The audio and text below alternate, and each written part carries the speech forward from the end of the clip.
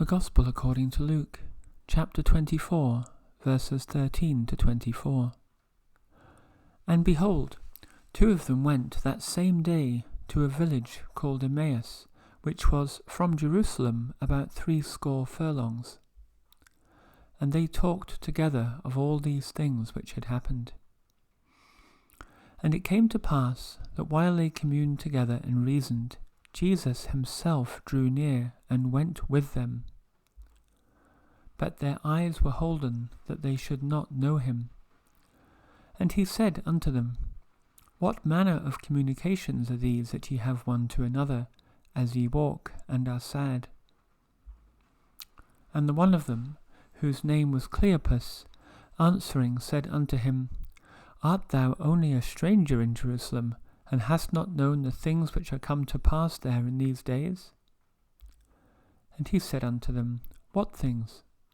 And they said unto him, Concerning Jesus of Nazareth, which was a prophet mighty in deed and word before God and all the people, and how the chief priests and our rulers delivered him to be condemned to death, and have crucified him. But we trusted that it had been he which should have redeemed Israel. And beside all this, today is the 3rd day since these things were done. Yea, and certain women also of our company made us astonished, which were early at the sepulchre. And when they found not his body, they came, saying that they had also seen a vision of angels, which said that he was alive. And certain of them which were with us went to the sepulchre, and found it even so as the women had said, but him they saw not. There endeth our reading. Thank you, Lord. Amen. In yesterday's reading from chapter 24 of the Gospel of Luke, we were witness to the scene of the women arriving pre-dawn essentially at the sepulchre, only to find it empty, and then angels appearing to them, telling them the Lord is risen, those women primarily being led by Mary Magdalene, but also the other Mary, so to speak. And they were commanded by the angels to tell the disciples the news, and they ran back to the 11, told them what they had seen, and their narrative was dismissed as idle tales. But then Peter took it into his head to run to the sepulchre. We get the impression from Luke alone, but actually in John it would be Peter and John running to the sepulchre and discovering indeed that the tomb was empty. And I spent some time yesterday speaking of the fact that what was absent in Luke's account was the appearance of Jesus, the first appearance of the resurrected Christ to Mary Magdalene, that entirely absent in the Gospel of Luke. But the narrative switches now in verse 13 into quite a long narrative, unique to Luke, and we're going to split it into 2 parts today and tomorrow, concerning the appearance of the resurrected Christ to 2 disciples, but they're not members of the 11 apostles, but close followers of Christ. This doesn't appear in any other of the 3 Gospels, although there is a mention of it in Mark, and I'll just read that first, just so that we can tidy away any other Gospel references and concentrate on the passage in Luke. But in the final chapter of the Gospel of Mark, chapter 16, we have these 2 verses, 12 and 13. After that he appeared in another form unto 2 of them as they walked and went into the country, and they went and told it unto the residue. Neither believed they them. So we learn from Mark actually that when the 2 disciples that we're going to learn about today went back to Jerusalem to speak of the appearance of Jesus to them, they also were not believed. And I just mention that here because this also is not apparent from the narrative in Luke.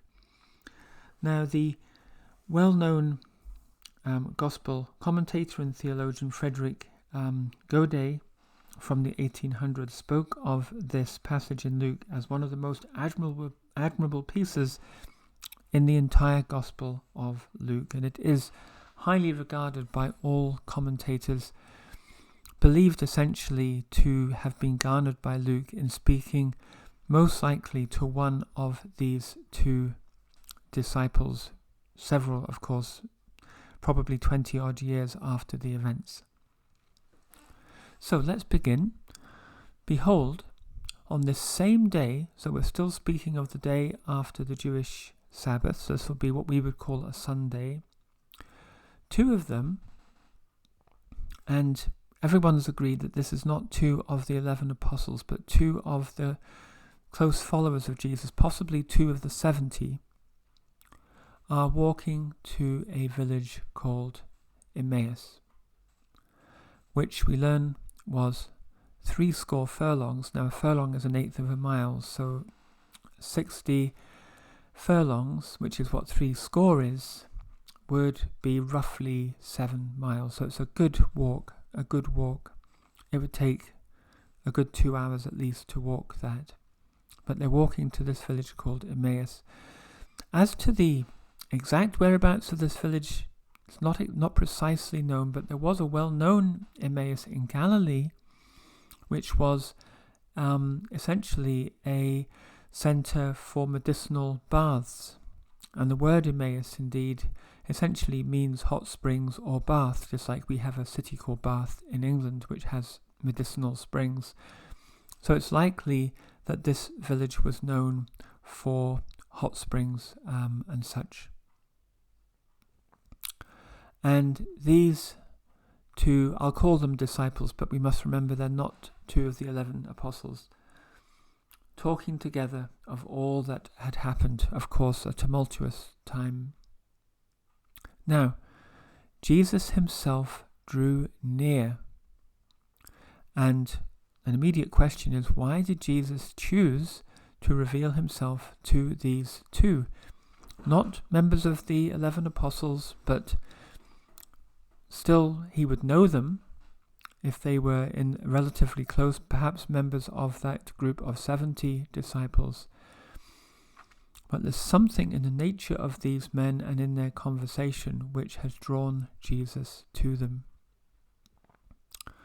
And he drew near to them on this road and walked alongside them.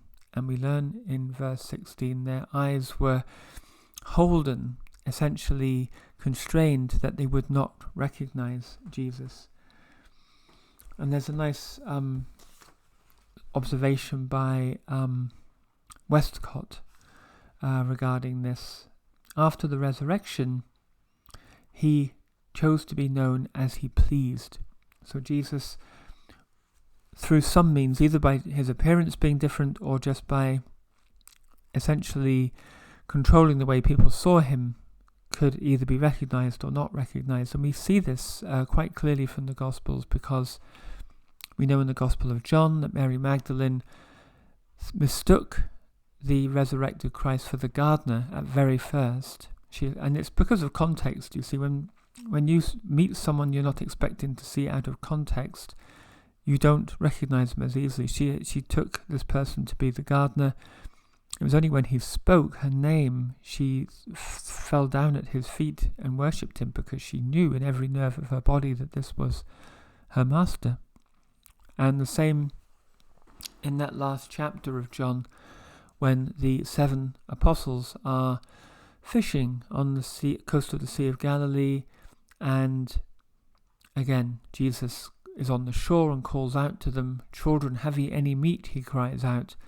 And at first they don't recognize him, and then it's actually the disciple John that calls out, "It is the Master," and Peter throws himself into the sea and swims to shore. So at this point in the interaction, Jesus is choosing not to be revealed to them.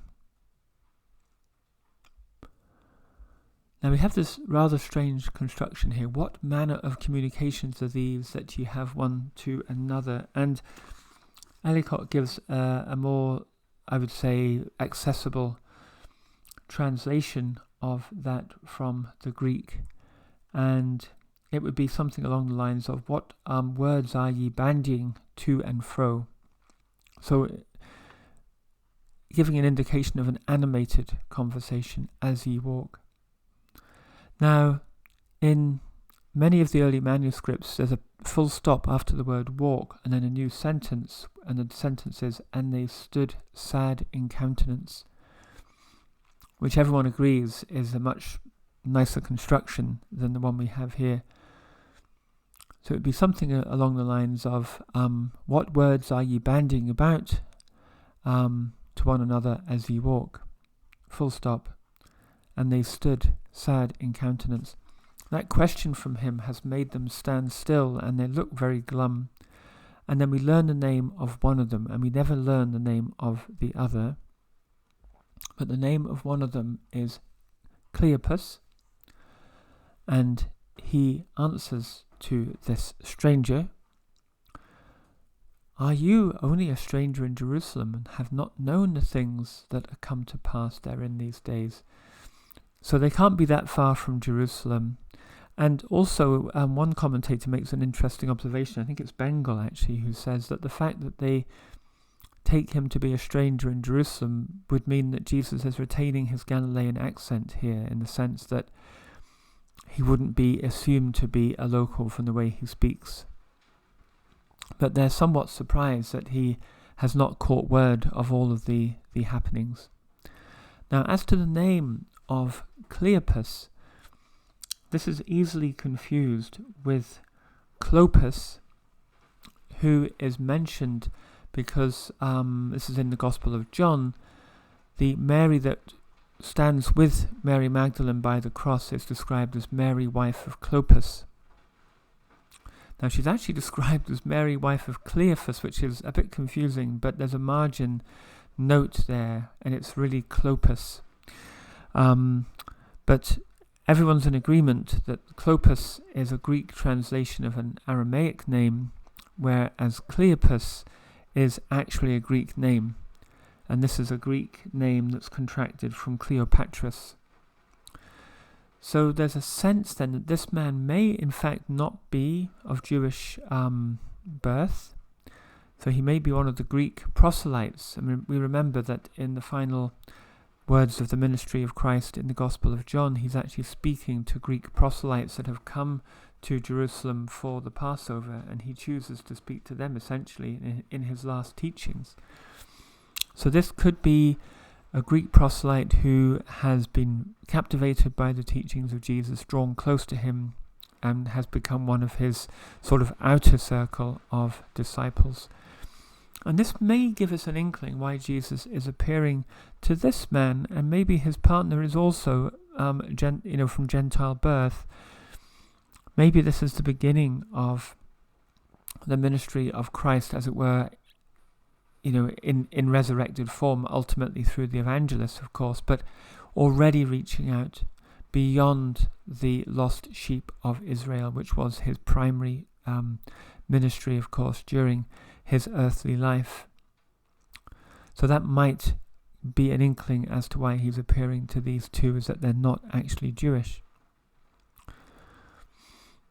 And they give quite an accurate summary of the events. Jesus here just asks them, what things do you speak of? And I think again the Greek is, what kind of things? What kind of things? And they reply, concerning Jesus of Nazareth, a prophet mighty in deed and word before God and all the people. A very accurate description in verse 20 of what actually happened, that he wasn't crucified or condemned or condemned to death by the Sanhedrin, but they delivered him to that condemnation. They didn't have the legal right to condemn him to death, but they delivered him to Pilate and ultimately browbeat, frightened Pilate into condemning him to death. And it was, of course, the Roman Gentiles that crucified Christ. So quite precise language here. And just going back to this Cleopas, it may well be that he was the person that Luke met years later and had this first-hand testimony from, given the very, very detailed nature of this passage in the Gospel of Luke. And what we see here is the state of mind of these relatively close disciples at this time, then still not really understanding the ministry of Christ, the idea of fulfilling prophecy, the idea of resurrection, the idea of taking upon themselves as Messiah and Christ the sins of mankind for all ages. They're still seeing ultimately a Messiah as a Redeemer of Israel, which would have been the sort of widespread understanding of the Messiah in the great crowd crying Hosanna when Jesus was welcomed into the city by the multitude. And this reminds us actually of the first chapter of the Gospel of Luke. In the Magnificat of Mary, that prayer, she speaks of her Son essentially bringing Israel back to its glory, and we also see that in the prayer of Zacharias, I believe it's called the Benedictus, on the birth of his son John, who became John the Baptist, of course, also speaking of the greatness of Israel being recovered through his son, who was destined, as the angel said to him, to be a great prophet. So still a parochial, I would say, somewhat Jewish-centric view from the disciples in their understanding of the Messiah. And they're describing the extraordinary events, so they now go on to say that certain women of our company startled us, astonished us. They were there in the early dawn at the sepulchre, and they discovered his body was missing. And they returned, saying they had seen a vision of angels, and this was the passage that we read yesterday indeed. And the angels had said to the women he was alive. Now they're not reporting to this stranger here that no one believed them and said that they were babbling. Idiotic babbling was the precise description in the Greek. So they're being a bit more polite here. And then just to end today's reading here, and we'll continue with the more interesting part of this narrative tomorrow when Jesus does reveal himself to them. But there's a little hint here that of a couple of things. So there's two hints here in the last verse. One is, so I'll just read the verse first, sorry. And certain of them which were with us went to the sepulchre and found it even so as the women had said, but him they saw not. So first of all, the fact that they're using this they, this third person plural, indicates that from their either immediate eyewitness or from what they were told on this day, it wasn't just one person. It wasn't just Peter that went to the sepulchre. It was Peter and at least one other person. So the they here, I think, brings the description in Luke in line with that of John, where it's Peter and the disciple whom Jesus loved, whom most people believe was John the Apostle, and I just say that that's John just for shorthand, but it's not really known who that person was, but it's assumed to be John.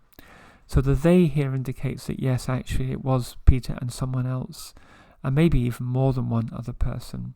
So that's helpful. But I think there's another hint here. I've not seen it written down in the commentaries, and maybe I'm overreaching with my interpretation. But as those who listened to yesterday's commentary will know, I was quite saddened in the Gospel of Luke that the scene of the appearance of Christ to Mary Magdalene is absent, and I felt that this was almost editorial in nature, its absence. But there may be a hint here left behind, because the way that you could read this final verse here is to say that he found the sepulchre empty, as the women had said, but then this final phrase, but him they saw not. Now why would they expect to see Christ? if the tomb is empty, why would they expect to see Christ? I think they would expect to see Christ if he had appeared to one or more of the women. If they had come back and said, we've seen a vision of angels which said that Christ is risen, and then Christ appeared to us or to one of us and told us to come to thee and tell you the good news that he is resurrected, then yes, indeed, they would run to the sepulchre, find it was empty, but they would also expect to see, for Christ to appear to them. And if he did not, as he did not, then you could imagine this phrase then being added, but him they saw not.